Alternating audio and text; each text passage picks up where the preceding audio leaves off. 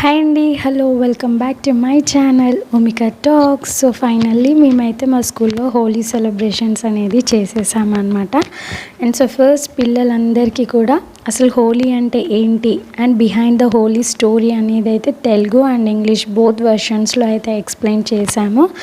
And ఇలా decorate కూడా చేసామన్నమాట. అండ్ పిల్లలతో హ్యాండ్ ప్రింట్ అనేది కూడా అన్నీ ప్లాన్ చేసి ఈవెంట్ అయితే చాలా సక్సెస్ఫుల్గా అయితే కంప్లీట్ చేసాము. అండ్ పిల్లలు, teachers, each and every members అందరం కూడా చాలా బాగా ఎంజాయ్ అయితే చేసామన్నమాట.